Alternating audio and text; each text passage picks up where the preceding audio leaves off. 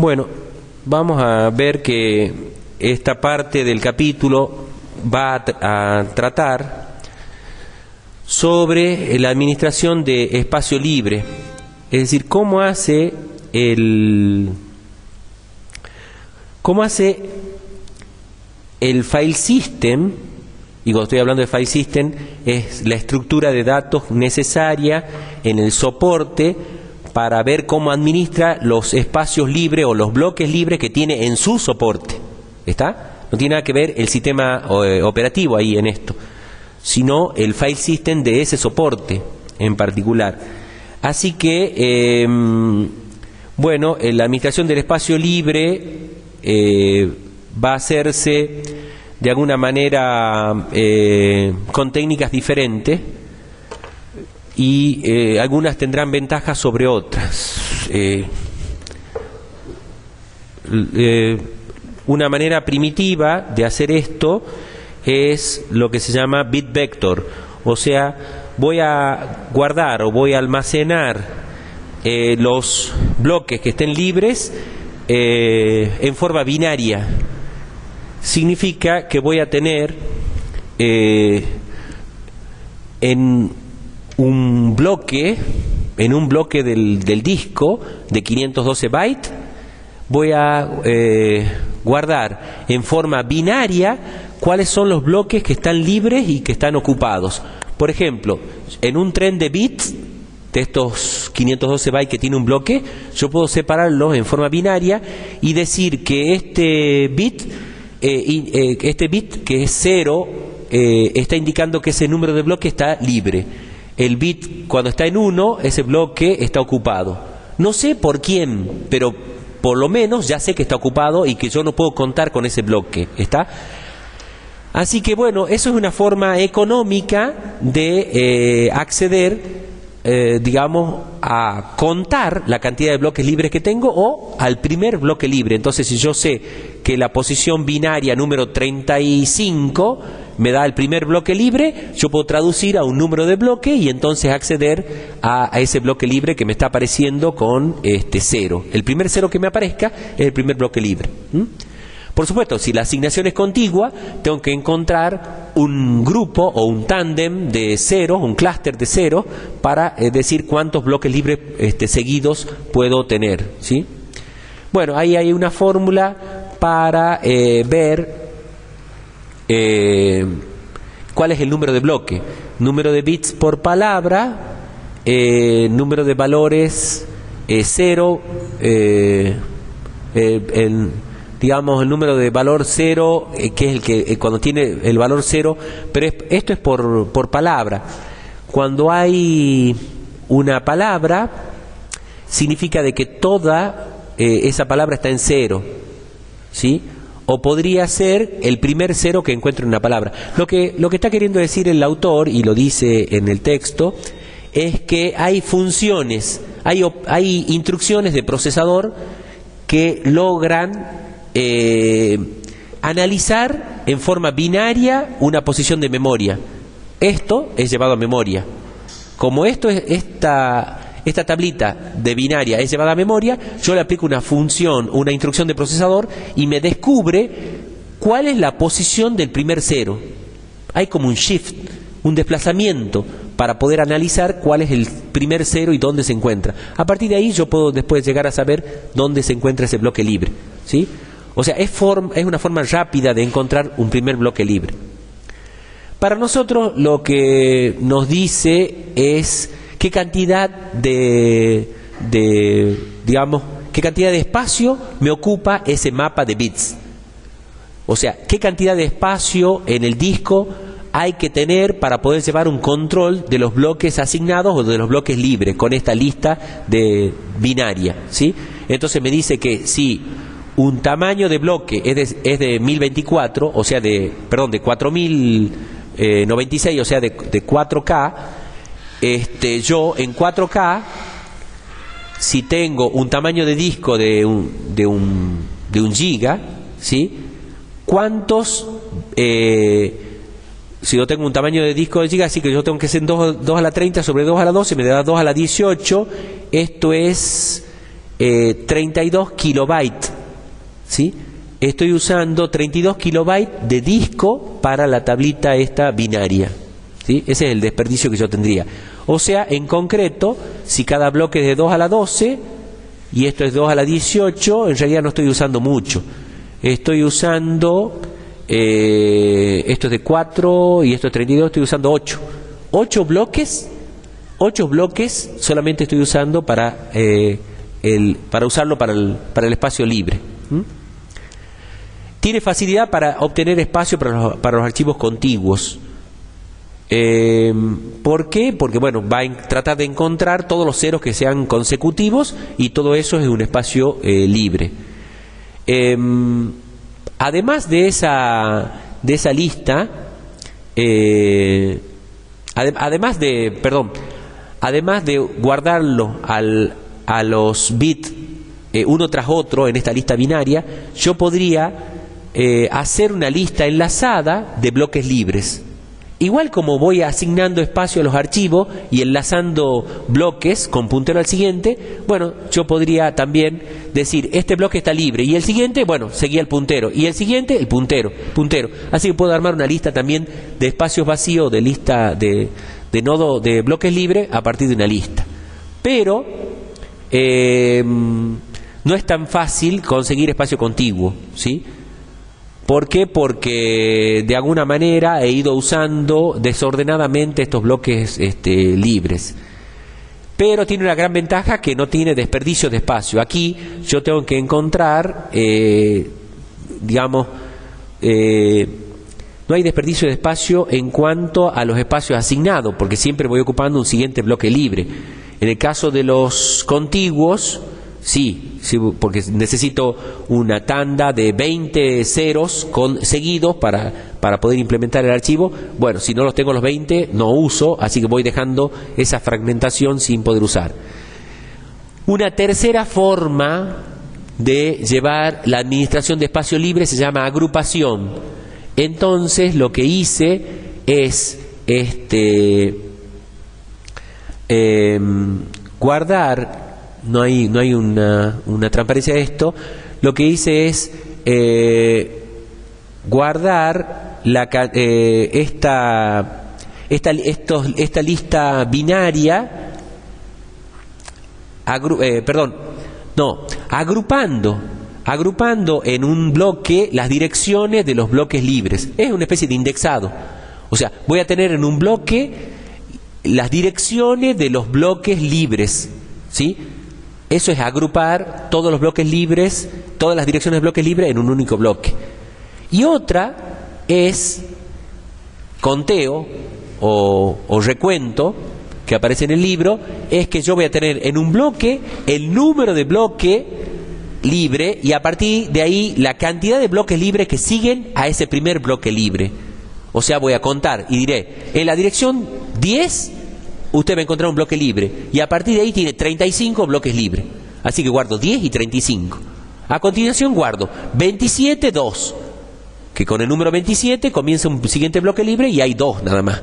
A partir de ahí 48 y 7. A partir de 48, 7 bloques libres. Estoy contando la cantidad de bloques libres a partir de un determinado bloque libre, ¿sí? Pero bueno, la verdad que a mí lo que no me gusta es enciclopedismo.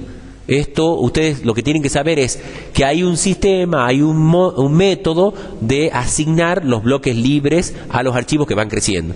Se implementa en forma de mapa de bit, en forma de conteo, en forma de enlazada, como sea, no importa, pero el file system de ese soporte tiene que tener implementado ahí una estructura de cómo administrar esos bloques libres, que luego tiene que ser interpretada por el módulo del sistema de archivo del sistema operativo para asignar los siguientes bloques libres. Los tiene que saber leer, ¿sí?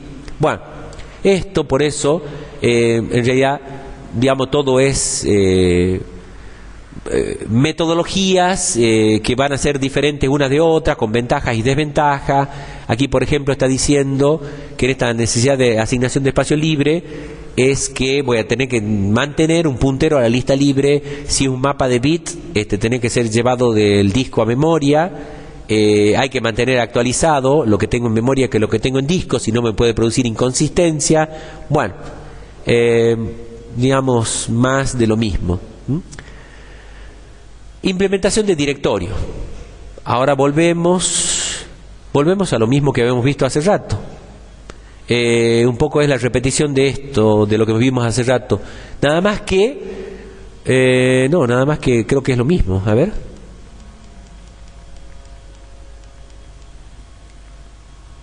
Implementación de directorio, está hablando de la lista lineal, de una tabla hashing, en el caso de colisiones, y ahora vamos a hablar de que los directorios, sí, es exactamente la misma transparencia, ¿sí? En este autor no se puede confiar, al final repite transparencia. Bueno, es que los directorios entonces lo puedo implementar como una lista así seguida de nombres, o la puedo implementar mediante una función hashing, ¿sí? Esta lista enlazada de espacio, es porque yo tengo ahora sí cuáles son los bloques que están libres, ¿sí? Esta es la cabecera del primer bloque libre, y a partir de ahí cuáles son la lista de puntero al siguiente de todos los bloques libres, ¿sí? Se va a hablar respecto de la eficiencia y rendimiento. Hay dos cosas que cuidar aquí. Las dos cosas que cuidar son, como en todos sistemas de computación, son tiempo y espacio. Los sistemas de computación, los parámetros que gobiernan o que dicen que un sistema es mejor que otro, es optimiza bien el espacio, no desperdicia tanto espacio, genera fragmentación, no genera fragmentación, y a partir de ahí, tiempo. Cada vez que yo quiero acceder al dispositivo, me lleva mucho tiempo, me lleva poco tiempo, o sea, tiempo y espacio son dos parámetros que se contraponen, ¿sí? Así que, ¿cómo asigno el disco a los archivos y a los directorios? Va a depender de los algoritmos con que esté implementado. Si los algoritmos son muy complicados, me hacen perder tiempo de computación, pero capaz que me hacen ganar en espacio. Los tipos de datos son mantenidos en entradas en directorios de archivos. Estos directorios, cuando hablamos de tipos de datos, es porque es posible que alguien, ustedes han visto de que cuando uno está en un administrador como en el explorador, uno entra al explorador de archivos de Windows, por ejemplo, y hace un clic sobre un botón de la barra de nombre y se ordena por nombre. Hace un clic sobre la barra sobre la columna tipo de archivo y me lo pone ordenado por tipo de archivo, por fecha, por tamaño, etcétera. Bueno, a eso se refiere que si el usuario quiere pedir distintos tipos de cosas en la tabla de directorio, bueno, ¿cómo va a responder el sistema si lo va a hacer rápidamente o no? ¿Sí? De lo que nosotros nos tenemos que acordar es esto, que es importante: caché de disco. ¿Qué es la caché de disco? La palabra caché para nosotros no tan solo quiere significar una memoria intermedia para agilizar las operaciones de lectura y escritura. ¿Y cómo lo va a hacer para agilizar? No tan solo porque la tecnología de memoria es más rápida, sino porque yo he traído a esa capa llamada caché, o he cacheado, eso significa cachear, ya he tomado esos datos y los voy a mantener en esa memoria de acceso más rápido, porque es muy probable que yo lo vuelva a necesitar. O sea, el principio de localidad de la referencia hace que tenga éxito cachear datos a una memoria intermedia. Entonces, cuando hablamos de caché de disco es porque yo ya he sacado del disco y he guardado en la placa controladora, en esa caché de disco, en esa memoria semiconductora, o hice una caché en memoria y mantengo los datos, porque para ser accedidos seguidamente, ya sea en tiempo, y entonces principio de localidad de la referencia temporal, o en espacio, y tengo que traer las direcciones vecinas contiguas, porque me va a seguir pidiendo la siguiente. Así que yo voy a mantener en esa caché de disco, en esa memoria electrónica de semiconductora, porque va a ser accedido a continuación. Liberación retardada y lectura anticipada son claves de una buena performance, de un buen rendimiento. Por favor, demórate en blanquear o en borrar la información que tiene. ¿Por qué? Y bueno, porque a lo mejor me la vuelve a pedir. Es como el caso también de las páginas. Cuando nosotros veíamos memoria virtual, ¿sí? Bien, ¿qué hacían? Se designaba como una página que no está usada, una página que no está siendo usada por un tiempo, se la marca como una página libre. Ya es una página candidata a ser, digamos, sobrescrita con otros datos. Pero mientras tanto, deja los datos ahí, marcala como que ya está libre, pero no le usé los datos. ¿Por qué? Porque si me vuelve a aparecer una instrucción siguiente que está necesitando esa página, lo único que tengo que hacer es desmarcarla. Y ya la marco como ocupada y vuelvo a usar esos datos. Por eso la liberación retarda hasta el último, ¿sí? Con alguna forma, como les digo, con el tema de la marca, pero retardarla porque en una de esas la volvés a usar. Y lectura anticipada. Bueno, esto es lo que decíamos, que por principio lo que le da la referencia, anda cacheando anticipadamente la información de los bloques que muy probablemente me los vaya a necesitar. Si supongamos está haciendo un acceso secuencial, él va a necesitar los siguientes datos. Obviamente que si hace un acceso directo, no te juzgué, porque digamos, la probabilidad de que te esté pidiendo el siguiente es igual que todos los accesos. Así que si está haciendo un acceso directo o aleatorio al archivo, no traiga la siguiente, porque no lo sé, seguramente no lo va a pedir. Si es secuencial, sí. Bueno, eso es entonces, estas técnicas mejoran el rendimiento de acceso a los discos, a los datos de disco, ¿sí? Cuando uno habla de caché, uno piensa en que va a cachear bloques. Y otras veces uno, si habla de memoria virtual, piensa que va a cachear páginas, porque entonces la porción de información que se maneja en la memoria virtual es por página. No necesariamente el tamaño de una página tiene que ser el tamaño de un bloque. Hay veces que las páginas son más chicas que los bloques, hay veces que las páginas son más grandes que los bloques. Pero bueno, dependiendo si se usa memoria virtual y el sistema operativo ese usa memoria virtual, me conviene traer páginas y no cachear bloques. ¿Está? Se ha demostrado de que es mejor el cacheo de páginas que el cacheo de bloques, porque, bueno, el cacheo de bloques es una simplicidad para el file system, pero no para la memoria virtual, que es la que realmente es la que más usa el usuario, digamos, de alguna forma.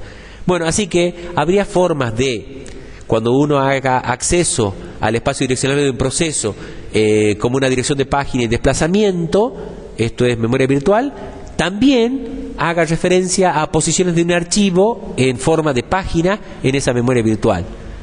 Y bueno, la entrada-salida mapeada, cuando se habla de las direcciones del dispositivo al cual yo quiero acceder, por favor trate de traer páginas completas, cachear páginas.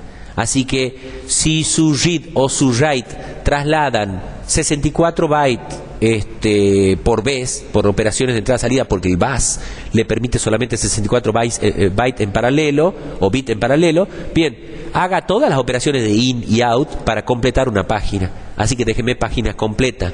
¿Sí? Bueno, esto es una carga para el disco en cuanto a que va a tener que hacer muchas de esas operaciones elementales de in y out para bajar y completar el tamaño de una página. Pero no importa, yo ya la tendré cacheada en la memoria principal, ¿sí? O en la placa controladora. Bueno, de eso se trata, de que entonces cuando, por ejemplo, no tengo unificada la caché digamos de página y la caché de buffer, o sea de las operaciones de entrada-salida, puede ocurrir esto, que tengo para sacar información del file system del dispositivo, ¿sí? Yo qué tengo que hacer, operación de entrada read o operación de salida write, que me traigan eso. Un read es una llamada al sistema para que me levante o para que lea determinada cantidad de bytes, ¿sí? Por ejemplo, los 113 bytes que queríamos traer nosotros desde un registro, yo hago un read de los 113 bytes. Esto va a terminar en una operación de lectura de los 5120, 64 kilobytes que tiene como bloque aquí el separado este file system, ¿sí? Pero en el read yo quiero traer solamente los bytes que me hacen falta del registro que yo he armado en mi diseño lógico del archivo. Bueno, esto lo que hace el sistema es cachear ese bloque y dejármelo en la caché de la placa controladora. Si yo estoy usando un sistema de entrada-salida mapeado en memoria, significa de que yo ahora quiero verlo, como en el caso de una memoria virtual, quisiera ver que las páginas me sean traídas anticipadamente, no un bloque, porque yo no me mido por bloque, yo me mido por página. Así que yo, dentro de ese buffer caché, separo las páginas y tendría que tener en el kernel un lugar para el caché de página. Voy a tener repetido en el kernel 2 posiciones de memoria en donde esté el bloque cacheado y la página cacheada. Bien, eso es lo que hay que tratar de no hacer, sino lo que hay que tratar de hacer es unificar en un solo lugar del kernel y que lo que yo esté cacheando corresponda a una página, como que sea, digamos, o que, sí, la manera de que lo que esté trayendo y cachearlo tenga ya el tamaño de una página. Así que lo que voy a ajustar el tamaño del buffer al tamaño de una página, de manera que la operación de entrada-salida mapeada en memoria levante página completa, ¿sí? Esas son entonces las ventajas de unificar el caché y tener página en lugar de bloque en general.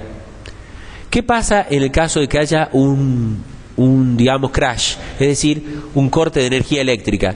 Cuando hay un corte de energía eléctrica es muy probable que yo entre a perder consistencia. ¿Qué significa perder consistencia? Que lo que me dice el FSB o el bloque de control de archivo, o sea, el descriptor de archivo, o en terminología de Unix, un inodo, no se corresponde con los datos que están guardados en el disco.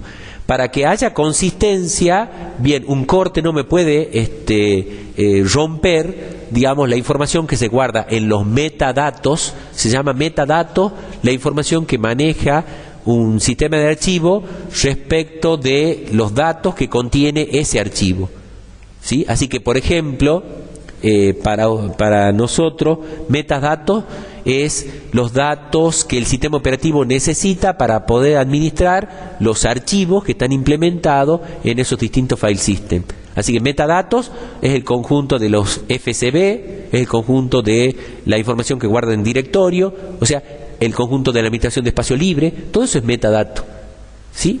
O sea, no son los datos puros del archivo, sino los datos que un sistema operativo necesita administrar para poder manejar esos archivos. Bien, así que fundamentalmente cuando ocurren este tipo de desgracias, de pérdidas de cortes de energía eléctrica, lo que va a haber es una incongruencia o una incoherencia entre los metadatos y los datos, ¿sí? Bueno, hay técnicas para minimizar o suavizar esto, ¿sí? Si alguien dice bit que modifiques en memoria, bit que ya tiene que estar registrado en disco, sería una carga excesiva, ¿sí? Una carga excesiva, o sea, un disco que no para nunca, permanentemente está siendo actualizado por la memoria principal. No es bueno también la exageración de bit que se modifica, tratar de guardar en disco esto, ¿sí? Bueno, pero sí es muy bueno que si usted hizo backup, o sea, si usted hizo una copia de respaldo en disco y si hay un corte, bien, lo mejor sería, si hay dudas de que hay inconsistencia y el file system no se puede respaldar, no se puede recuperar, entonces usted va a tener que ir a un backup último. Entonces, ¿con qué frecuencia lo hago el backup? ¿Qué información backupeo? O sea, ¿qué archivos es lo que respaldo de nuevo? Bueno, hay distintos tipos de técnicas, eso seguramente lo van a ver en seguridad, en materias específicas para eso, pero nosotros como administrador del sistema no podemos zafar de la responsabilidad cuando hay digamos, un accidente de ese tipo, incendio, lo que sea. No podemos decir, no, todos los datos estaban ahí en el edificio. Digamos, porque nos hemos comprado una pena de muerte o algunos años de cárceles o un resarcimiento económico por el daño que hemos ocasionado. Como System Manager, el administrador del sistema tiene que tener disperso, digamos, y no concentrado en un único lugar las copias de datos. ¿Y cada cuánto lo hace? Y dependiendo de la importancia que tenga la información. Si información de transacciones, de operaciones que tienen mucha plata, y bueno, hace copia cada hora. Hace copia cada media hora, cada día, cada semana, cada 15 días. Dependiendo de la importancia que tenga la información, hay que hacer respaldo, ¿sí? En soportes que sean confiables. Los soportes que son muy confiables y baratos son las cintas magnéticas, cartridge, ¿sí? Son casetitos de digamos, de cintas magnéticas donde se pueden guardar muchos terabytes de discos, de respaldos de discos que uno necesite copiar esa información. Por supuesto, no pedirle acceso en línea, no es para acceso en línea, es para respaldo, así que con tiempo hay que hacer la recuperación, que puede llevar muchas horas, y bueno, pero por lo menos la tengo la información. Esta es una forma de salvarse de este tema de los accidentes. Los sistemas de archivos de un tiempo a esta parte tienen una técnica de estructurarse en forma de registro. Por ejemplo, NTFS es un sistema de archivo que tiene esta técnica. El salvarse el sistema de archivos con estructura de registro es que lleva paralelamente a la estructura de del FCB, de File Control Block, de directorio y de administración de espacio libre, además de llevar esa información, lleva una estructura de registro en donde registra cada una de las transacciones que van ocurriendo. Es como llevar una planillita de altas, bajas y modificaciones de cada una de las cosas que van ocurriendo. Un registro de sucesos, ¿sí? Eso es muy importante porque cuando ocurre un problema, entonces me voy a esa tablita para ver si en la tablita ya ha sido asentada la transacción. Si la transacción no ha sido asentada es porque justo el corte se produjo ahí. Es como cuando nosotros, digamos, esto está tomado de las bases de datos, dice Silverchass. Silverchass no tan solo es un autor, él en particular, aquí está trabajando con otros 2 autores más para esta edición del sistema operativo y no me ha pagado nada por hacerle propaganda, sino que Silverchass en Yale, la Universidad de Yale, que es donde él enseña, es también autor de libros de bases de datos. Es un muy buen docente de gestión de datos o de bases de datos, no tan solo regulares sino avanzadas. Entonces, si alguna vez tienen acceso a sus libros, van a ver que él se apoya muchas veces en DBMS o en administradores de base de datos, y lo que él está diciendo que los sistemas operativos aprendieron de los DBMS, de estos administradores de base de datos, una forma de guardar o de salvarse a través de los registros en cuanto a que van registrando transacciones. Las transacciones son operaciones lógicas completas de lectura y actualización de bases de datos, ¿sí? Y eso es una transacción. Así que no es tan solo una operación de lectura, una transacción puede llevar varias lecturas o varias escrituras, todas juntas, y ese paquete es una transacción. Entonces esa transacción tiene que asentarse. ¿Dónde se asienta? O se loguea, en un registro, ¿sí? Y es lo que yo decía, que en realidad entonces los administradores de base de datos aprendieron de los seres humanos. Cuando uno está apurado, ¿sí?, no tiene tiempo de desocupar la mochila con los apuntes o los libros o las cosas que uno está trayendo en la mochila en guardar en los estantes correspondientes a cada cosa, sino que directamente, como uno está apurado, levanta la mochila, tira todo sobre la cama o sobre el escritorio, carga con los nuevos datos o cosas que necesita porque tiene segundo y sale disparando con ese contenedor ahora con otro entorno u otro contexto. Y entonces patea para la noche o para el fin de semana para ordenar esas cosas en cada uno en su lugar. Bien, exactamente igual. No hay tiempo de actualizar el FCB, la lista de espacios vacíos, la lista de directorio. No hay tiempo de actualizar. Así que lo que guarda es una transacción completa. Se asegura que eso esté hecho. Y si ocurre un corte, no importa, la transacción ha sido guardada en disco. Después, en base a las transacciones, reconstruyo aquellas estructuras de datos que me llevaba más tiempo, porque además están lejanas en un bloque de otro. Por lo tanto, necesita mucha actividad de disco. Entonces, guarda todo completo. ¿Se dan cuenta? Esa ventaja aparece a partir de la inmediatez de resolver, digamos, estos problemas que son sucesos que van ocurriendo uno tras otro y que no hay tiempo de actualizar todas esas estructuras. Porque quieren actualizar el archivo de datos, pero a su vez el FCB, cambiando el tamaño del archivo, el puntero que ya está en otro lado. Bien, todo eso no puedo hacerlo, porque me están pidiendo otro. Encima, si somos servidores, somos un sistema servidor que está recibiendo esas actualizaciones permanentemente, bien, eso me va a llevar mucho tiempo, así que se guarda por registro. Esto es humanamente, como decíamos en el ejemplo de recién, ¿sí? Y guardando cada suceso. Ir tirando las cosas sobre un escritorio o una cama para guardarlas después en cada estante correspondiente. Todo eso dice esto, digamos, esa transparencia. Así que guardar y registrar esas transacciones para patear para adelante esas acciones que van a llevar mucho tiempo. Pasamos a esta transparencia que muestra un sistema de archivos en red. Un sistema de archivos, esa palabra N es de net, de red, network. Así que hay que ver cómo desde una máquina uno pudiera acceder a información que está en otra máquina, en un sistema distribuido, y por lo tanto necesito acceder al sistema de archivo o al file system que tiene esa máquina. Bien, lo que se hace es montar, ¿sí?, montar un archivo, un file system sobre otro. Y además, por supuesto, yo para poder leerlo al file system de esa otra máquina necesito comunicarme, y la comunicación va a venir a través de protocolos que pueden ser del tipo TCP/IP, digamos, dependiendo de la capa donde yo esté trabajando. Pero bueno, todo eso vamos a ver de por lo menos tocar de oídos, o por lo menos hacer un pantallazo en los últimos capítulos que vamos a ver este año.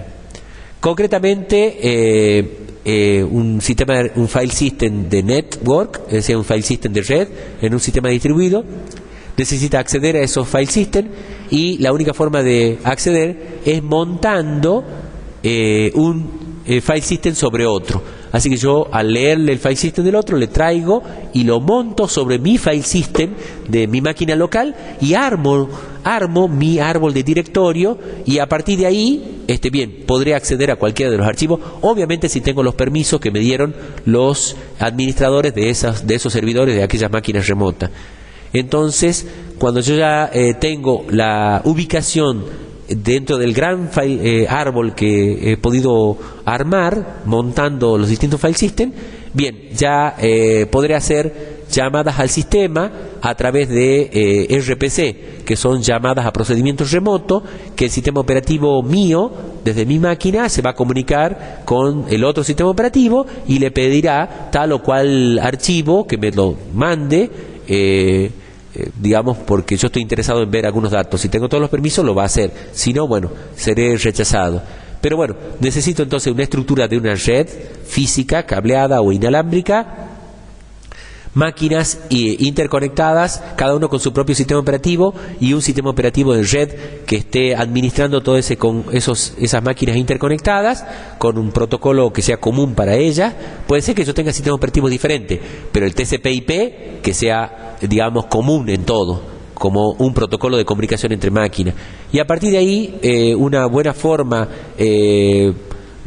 digamos, fácil para el usuario es llamar a un procedimiento, y el usuario, cuando tiene una aplicación, llama a un procedimiento, por ejemplo impresión, y ese procedimiento de impresión resulta que está en la máquina donde está conectada la impresora láser color, que está, no sé, en otro edificio, dentro de la LAN, dentro de la red esta de área local. Así que, bueno, él se tiene que encargar de ejecutar ese sistema operativo, de ejecutar ese procedimiento de impresión. Pero para mí es transparente. Entonces se termina siendo una llamada a un procedimiento, pero remoto, como si fuera un control por distancia que yo estoy haciendo de ese procedimiento. Los sistemas operativos hacen entonces eso, montan sistemas de archivo locales sobre un sistema operativo, sobre un sistema de archivos local. Le pueden montar otros sistemas de archivos o file system que estén en otro lado, ¿sí? Esto es, además, cascadas de sistemas virtuales que se han ido montando, y para mí yo tengo una cosa ordenada. Cuando yo le pida un determinado archivo, él se tiene que encargar de descubrir en qué máquina se encuentra ese file system y hacer transparente toda esa transmisión de información. Eso es lo que dice estas transparencias. Básicamente es todo eso, las operaciones de montar y de comunicación a través de los protocolos, a través de estas llamadas al sistema, que hacen transparente dónde estoy, ¿sí? ¿Qué operaciones puedo necesitar? Buscar un archivo dentro de un directorio, leer de un grupo de entradas de ese directorio a ver si está mi archivo, manejo de enlaces y directorios, estos son los vínculos, y poder montarlos a los file system, acceder a los atributos del archivo para ver si puedo o no acceder a ese archivo y, bueno, y después leer y escribir los archivos, ¿sí? El protocolo NFS no provee mecanismos de control de concurrencia.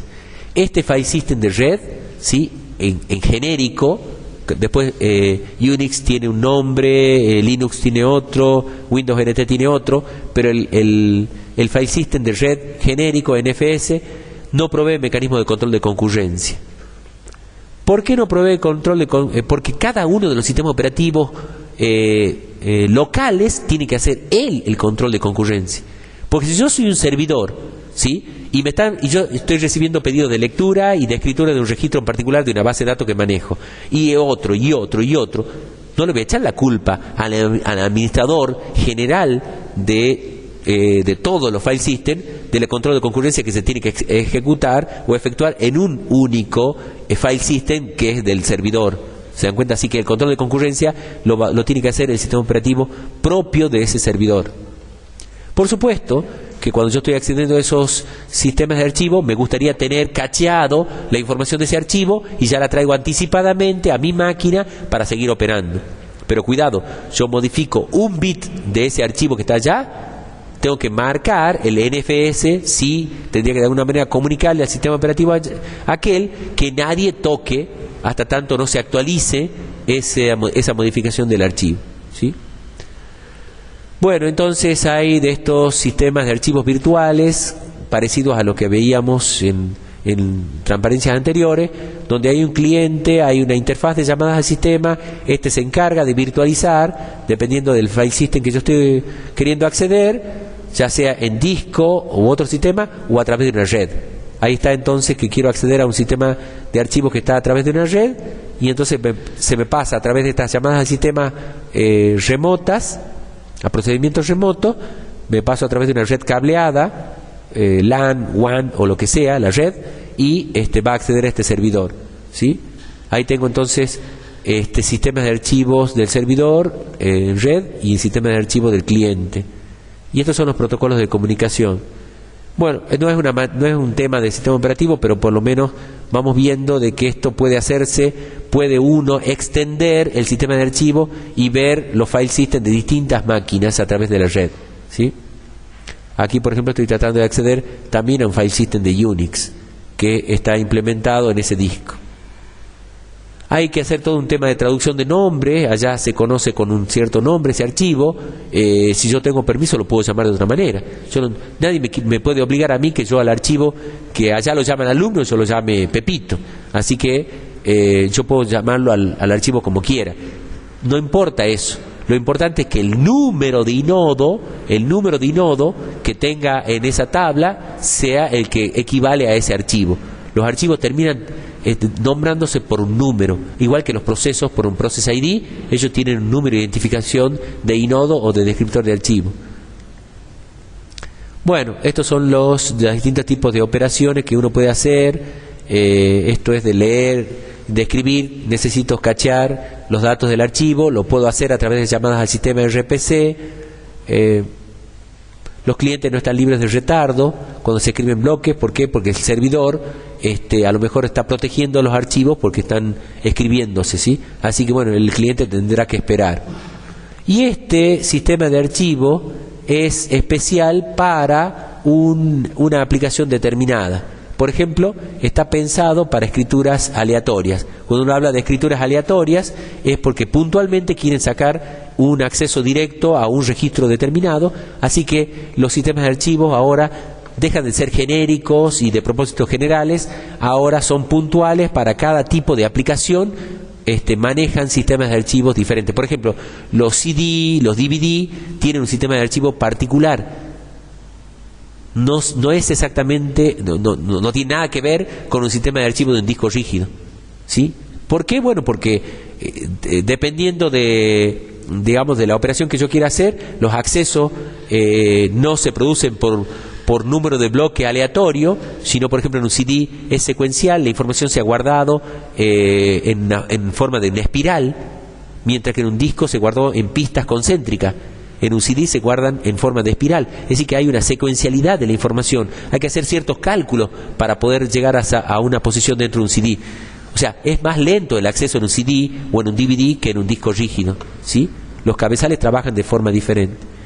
Bueno, esto es, digamos, la forma en que se accede a estos tipos de sistemas de archivo. Hay una tabla de inodos que me dicen en dónde está el archivo que yo busco en particular, ¿sí? Bueno, pero lo que está tratando de mostrar el autor es que es un sistema de archivo específico para accesos directos y que optimiza las búsquedas directas sobre un archivo particular, ¿sí? No secuencial, en donde yo tengo que rastrear uno tras otro los bloques para poder llegar a la información. Así que bueno, esto es cómo se va registrando, cómo voy registrando algunos cambios. Fíjense, la información cómo va siendo mantenida en distintos tipos de estructura, y esas estructuras me permiten los accesos más rápidos después de una búsqueda que se determinó que son estadísticamente frecuentes los query o consulta a determinadas bases de datos. Bueno, se van guardando en los sistemas de base de datos. Por eso es que este autor mezcla mucho los conceptos de base de datos, porque bueno, es un especialista en eso, y por ahí superpone algunos conceptos de base de datos a los de sistemas operativos en particular. Pero bueno, está bastante bueno acceder a información de este autor, de Silver Chas, ¿sí?